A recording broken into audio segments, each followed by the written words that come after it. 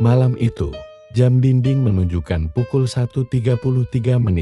Suara jeritan memecah keheningan di rumah kecil milik Pak Rauf, seorang pensiunan guru agama di desa Kedu Alas. Putrinya, Amirah, gadis 17 tahun yang dikenal rajin dan sopan, menggeliat kesakitan. Di atas ranjang, tubuhnya kejang, mata melotot ke atas, dan dari mulutnya mengalir busa putih. Bau anyir darah menguar dari balik selimutnya. Padahal tidak ada luka. Pak Rauf dan istrinya panik, berusaha menenangkan sang putri yang terus menggeliat seperti kesurupan. Lampu kamar berkedip-kedip, suara seperti geraman binatang liar terdengar dari loteng rumah. Ayat-ayat suci yang dilantunkan Pak Rauf membuat suara itu mengaung keras, seolah marah. Tapi semakin keras ayat dibacakan, semakin menggila pula kondisi Amirah. Di pojok kamar, sesosok bayangan hitam tampak berdiri diam, wajahnya rata dan tidak memiliki mata. Sosok itu menatap langsung ke Pak Rauf, lalu menghilang secepat bayangan ditelan cahaya. Amirah terdiam, tubuhnya lunglai, napas berat tersisa di udara malam yang mencekam. Tapi sesuatu memberitahu Pak Rauf. Ini baru permulaan. Setelah Amirah tertidur karena kelelahan, Pak Rauf duduk di musala kecil rumahnya. Tangan ranta itu gemetar saat membuka Al-Quran. Di hatinya, ia tahu ini bukan penyakit biasa. Ini adalah santet dan seseorang ingin putrinya mati perlahan. Keesokan harinya, Amirah tampak sehat, seolah malam sebelumnya hanya mimpi buruk. Tapi saat membersihkan kamarnya, ibunya menemukan segepok rambut terikat benang merah, tersembunyi di bawah bantal. Rambut itu bukan milik Amirah, terlalu kasar dan berbau menyengat seperti bangkai. Pak Rauf memanggil temannya, Pak Syamsul, mantan ustaz yang dikenal ahli ruqyah. Begitu melihat rambut dan mendengar kisahnya, wajah Pak Syamsul langsung pucat. Ini kiriman. Ada yang ingin anakmu binasa, Pak Rauf. Santet jenis ikatan kematian, kalau tidak diputus, bisa berakhir dengan nyawa.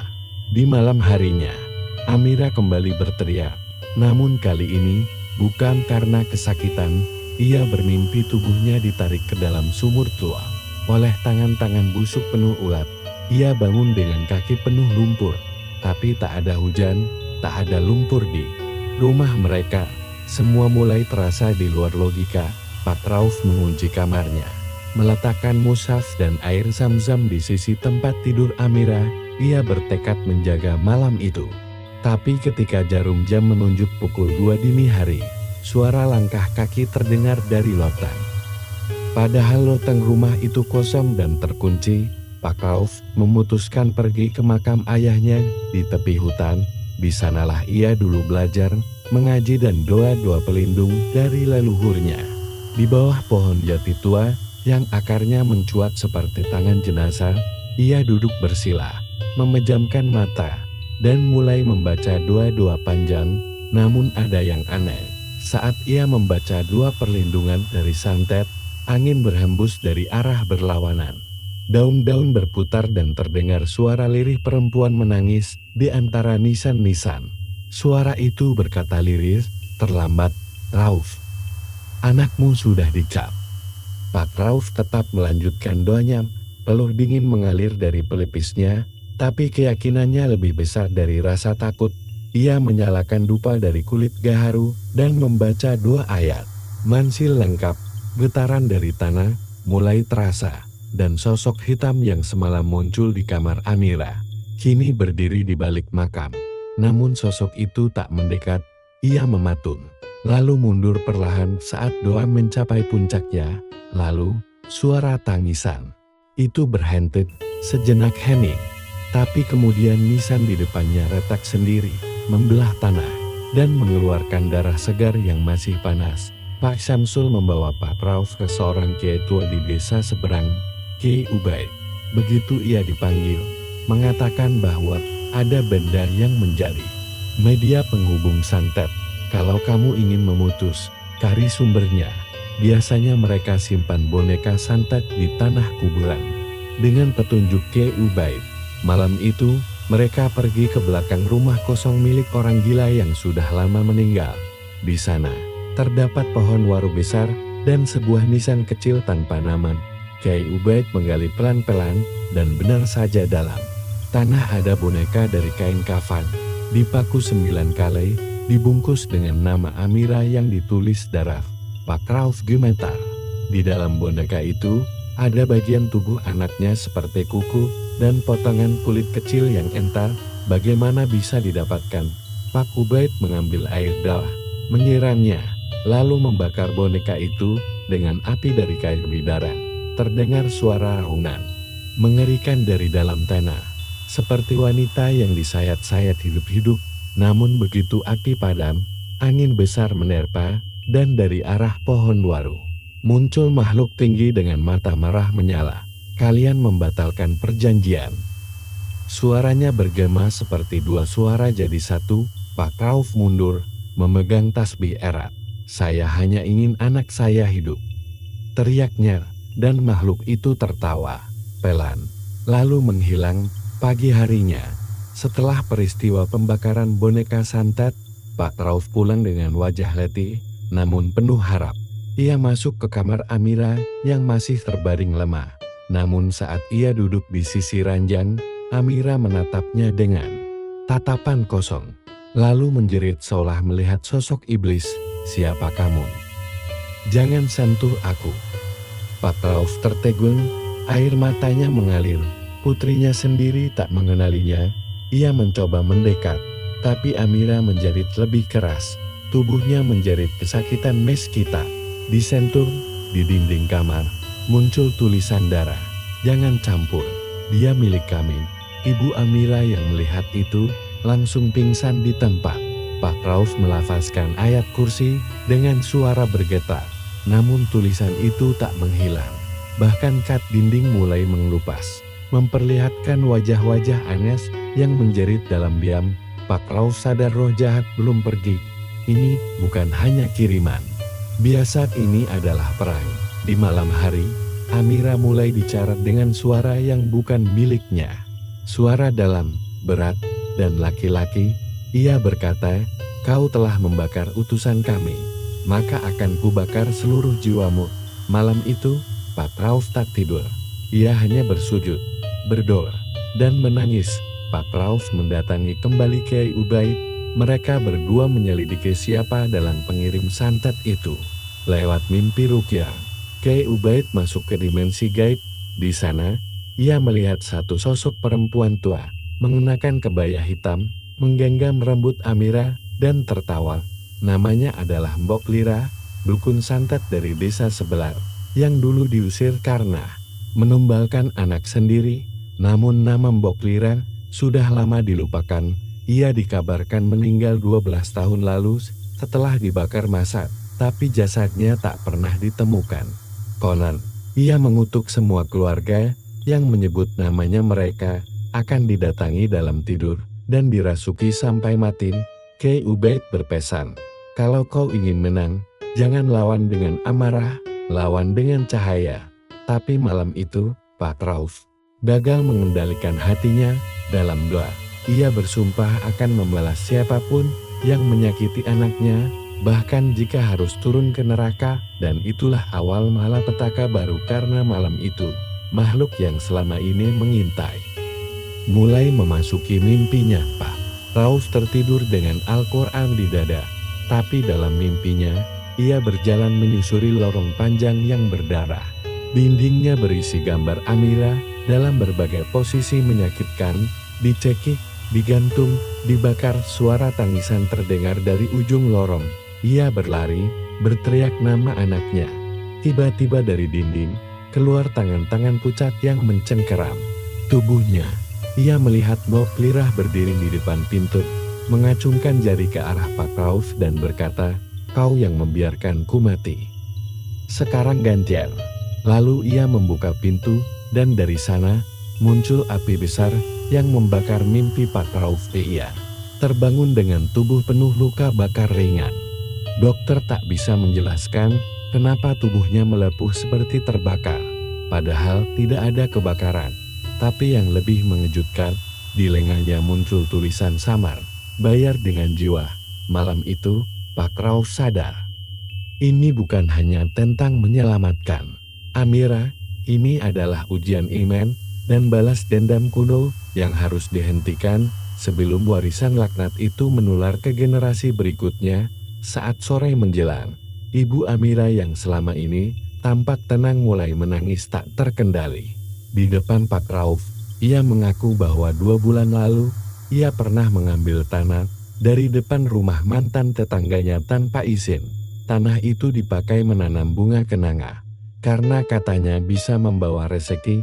Namun setelah ditelusuri, tanah itu adalah bekas pemakaman rahasia dari keluarga Mbok Lira, dan siapapun yang mengambil dari sana akan menerima kutukan turun-temurun. Aku tak tahu. Maafkan aku. Isaknya, Pak Rauf memeluk istrinya, menahan amarah dan rasa bersalah. Mereka membakar bunga kenanga itu malam itu juga, tapi saat api menyala, bunga tersebut mengeluarkan cairan hitam dan suara tangis bayi. Api padam sendiri, meninggalkan bara yang tidak bisa dijelaskan. Secara logika di kejauhan, suara gamelan terdengar samar. Tapi tak ada pesta, tak ada hajatan, hanya kesunyian yang menusuk, dan bau darah dari arah kamar Amira kembali tercium. Kiai Ubaid membawa Pak Rauf ke sebuah tempat terlarang, menara gantung, peninggalan zaman kolonial yang dikenal sebagai tempat ritual gelap. Di sanalah, katanya, Mbok Lira pernah menggantung 3 anak kecil sebagai bagian dari pesugihan. Saat mereka tiba, menara itu tampak kosong, namun darah masih membasahi batu lantainya. Pak Rauf diminta berdiri di tengah, lalu membacakan doa pengusir sihir dari surah Yunus dan Al-Falaq. Namun tiap ayat dibaca, tali gantung di atas kepala bergerak sendiri. Berayun perlahan, suara tawa kecil terdengar. Lalu sosok 3 anak kecil dengan wajah membusuk muncul di atas menara, menatap Pak Rauf dan berkata, "Kamu ayahnya Amira. Kami sudah tunggu." Lalu mereka berlari ke dalam dinding menara yang tiba-tiba terbuka, memperlihatkan tangga menuju kegelapan. Pak Rauf merasa ada yang menarik jiwanya turun ke dalam lorong itu. Tapi tangan Kiai Ubaid menggenggam kuat. "Jangan ikuti mereka, itu bukan tempatmu."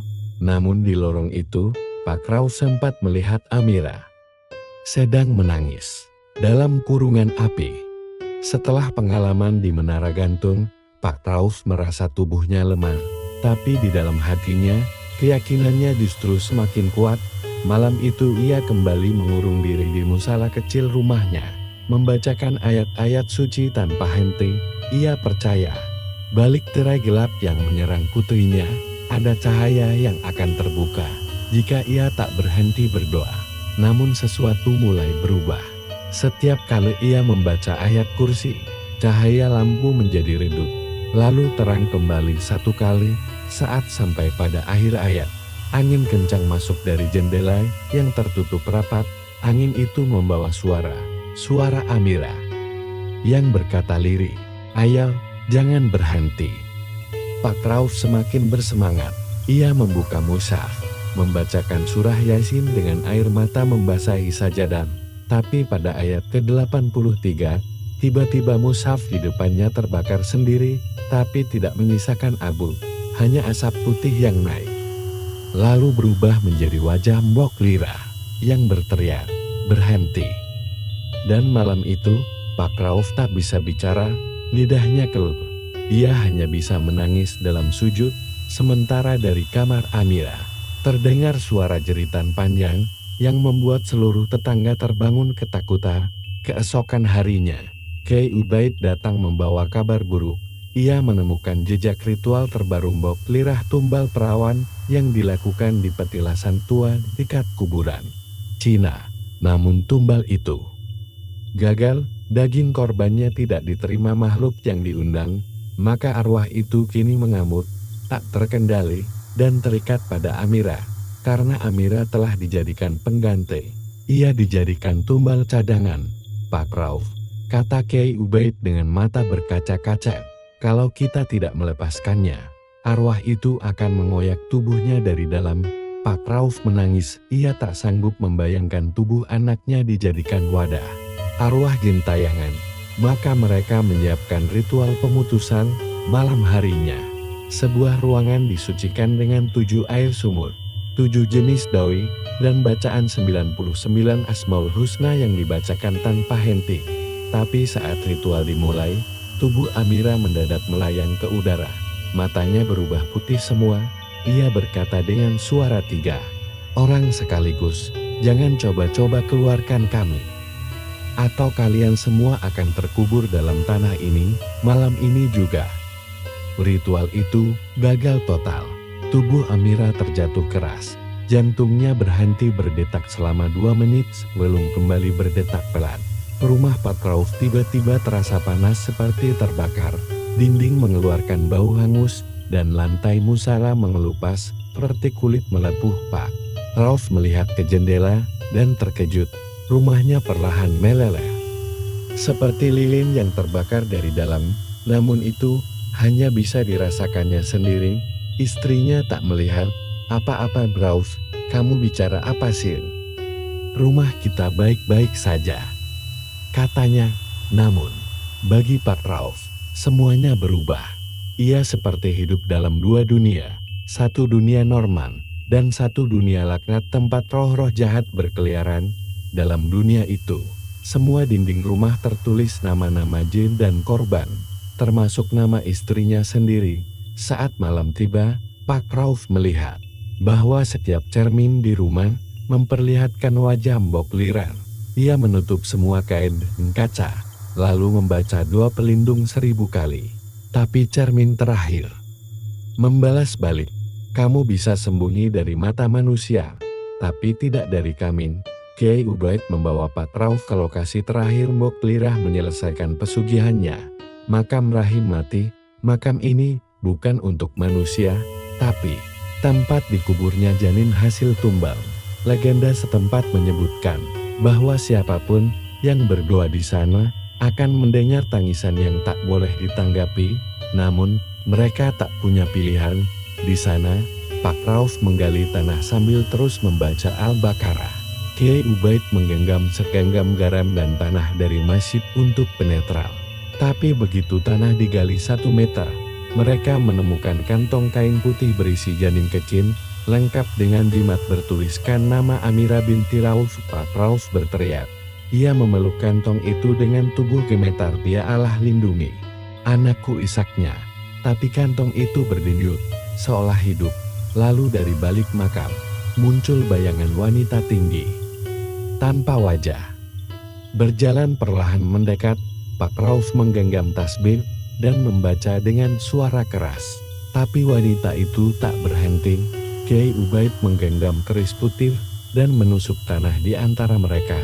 "Atas nama langit dan bumi, kami putus hubunganmu dengan darah keluarga ini," teriaknya, dan wanita itu lenyap, meninggalkan aroma busuk menyengat yang membuat mereka berdua hampir pingsan. Malam itu, seluruh lampu di rumah Pak Rauf padam bersamaan. Tak ada hujan, tak ada angin, tapi langit seperti tertutup bayangan hitam pekat. Bahkan bintang pun menghilang. Saat Pak Rauf membuka jendela, ia melihat puluhan pasang mata merah menatap dari semak-semak pekarangan. Semua bergerak bersamaan, berbisik dalam bahasa yang tak bisa dimengerti. Istrinya mulai menggigil. Amira kembali kejang, kali ini dengan mata membelalak namun tetap sadar. "Mereka semua datang, Ayas, mereka mau ambil aku." Pak Rauf membaca doa dengan suara keras, tapi suara itu ditelan keheningan. Tidak ada gema, tidak ada getaran, hanya hening dan mata-mata merah yang semakin mendekat. Lalu satu suara terdengar jelas, seperti menembus kepala Pak Rauf, "Berikan jiwamu, kami akan pergi." Pak Rauf menjawab dengan air mata, "Ambil nyawaku, tapi biarkan anakku hidup." Dan malam itu, salah satu lampu menyala sendiri, dan semua mata merah menghilang serempak. Keesokan harinya, Pak Rauf terbangun dengan tubuh membiru. Di lehernya terdapat bekas tangan seperti dicekik. Ia masih hidup, tapi nyawanya sudah di ujung. Kiai Ubaid mengatakan bahwa malam tadi, dia baru saja lolos dari perjanjian mutlak.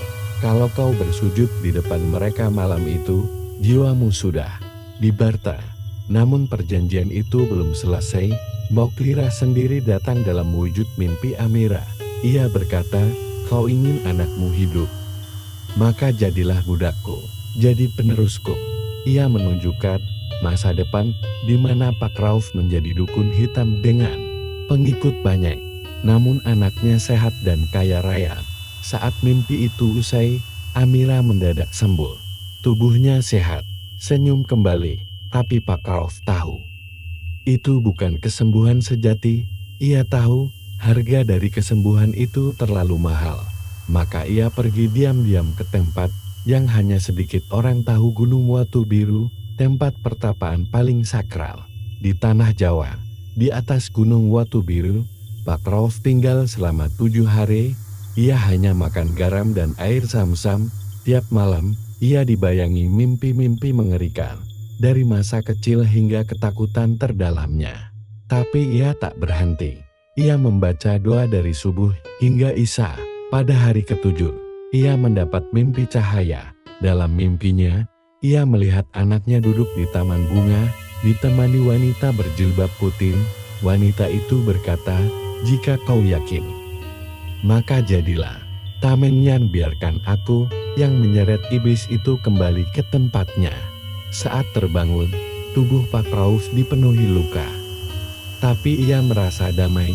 Ia kembali ke rumah, dan malam itu, ia melakukan doa pemutus warisan laknat, doa yang hanya bisa dilakukan 1 kali seumur hidup. Jika gagal, ia akan kehilangan nyawa, tapi jika berhasil, semua berakhir. Tengah malam, Pak Rauf bersuci, berpakaian putih, lalu duduk di kamar Amira yang gelap. Ia mengurung diri, melantunkan doa selama 1 jam penuh. Di menit ke-61, Amira menjerit, wajahnya memucat, dan dari tubuhnya keluar asap hitam pekat yang membentuk sosok Mbok Lira. Sosok itu melayang di udara, menjerit, menggeliat seperti terbakar. Kamu manusia lemah, tak pantas mengusirku. Tapi Pak Rauf tidak berhenti. Ia membaca doa terakhir, doa Tauhidul Azim, doa pemutus seluruh ikatan batin gaib. Dan saat doa itu selesai, terdengar ledakan halus, tubuh Amira terhuyung.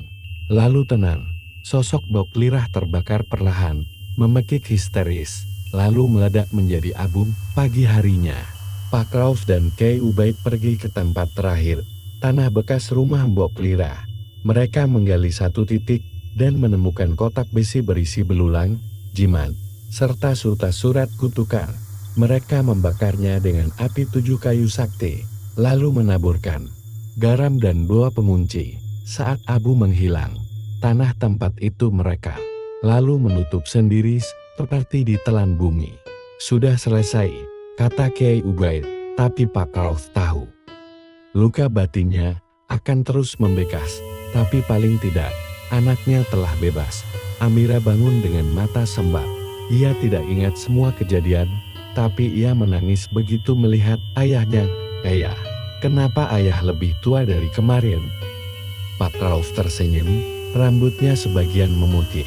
Tubuhnya tampak 10 tahun lebih tua, karena aku baru kembali dari neraka. Nah, tapi aku bawa pulang kamu, katanya lembut. Sejak malam itu, Amira tak pernah diganggu lagi. Tapi di bawah tempat tidurnya, masih tersisa segenggam tanah bekas ritual. Pak Rauf menyimpannya dalam toples kecil, sebagai pengingat bahwa kejahatan itu nyata, dan hanya 2 seorang ayah yang bisa mematahkannya.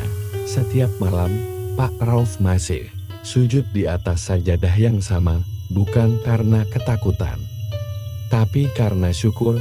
Rumahnya kembali tenang. Amira tumbuh menjadi anak yang salihah dan kuat.